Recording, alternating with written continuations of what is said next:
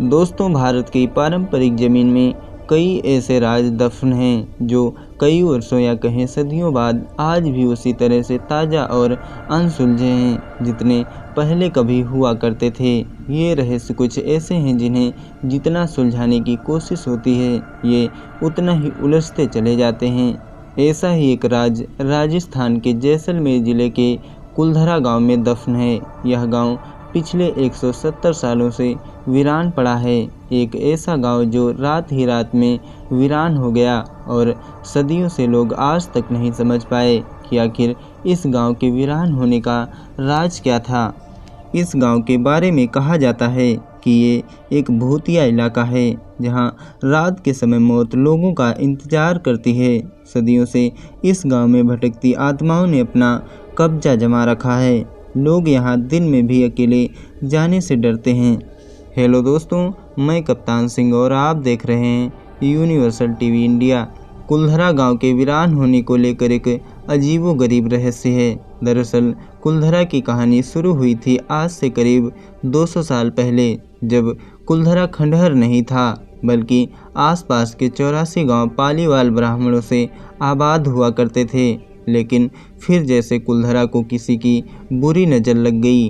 वो शख्स था रियासत का दीवान सालम सिंह, अयास दीवान सालम सिंह, जिसकी गंदी नज़र गांव की एक खूबसूरत लड़की पर पड़ गई थी। दीवान उस लड़की के पीछे इस कदर पागल था कि बस किसी तरह उसे पा लेना चाहता था। उसने इसके लिए ब्राह्मणों पर दबाव बनाना शुरू कर दिया।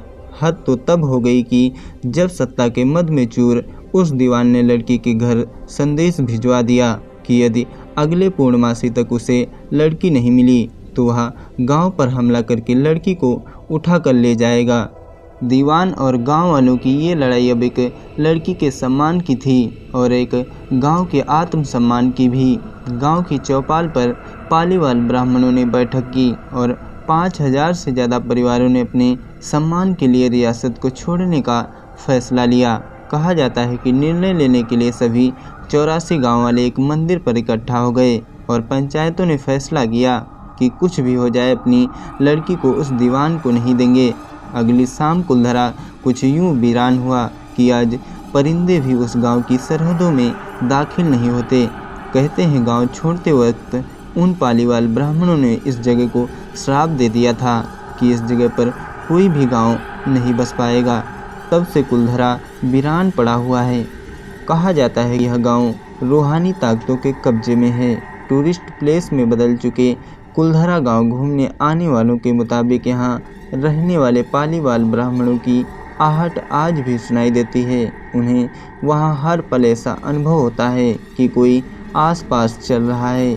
बाजार के चहल पहल की आवाज़ें आती रहती हैं। महिलाओं के बात करने और उनकी चूड़ियों और पायलों की आवाज़ें भी हमेशा आती रहती हैं। प्रशासन ने इस गांव की सरहद पर एक फाटक बनवा दिया है जिसके पार दिन में तो सैलानी घूमने आते हैं, लेकिन रात में इस फाटक को पार करने की किसी की हिम्मत नहीं होती।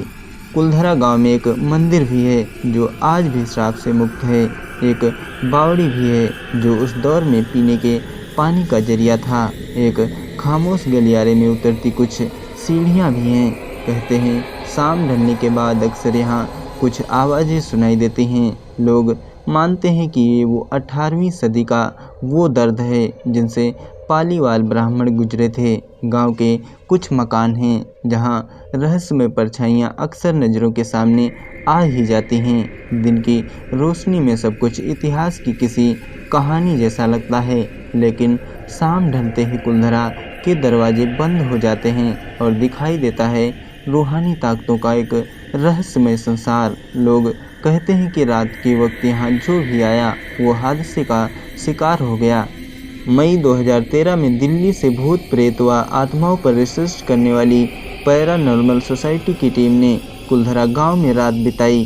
टीम ने माना कि यहाँ कुछ न कुछ असामान्य जरूर है।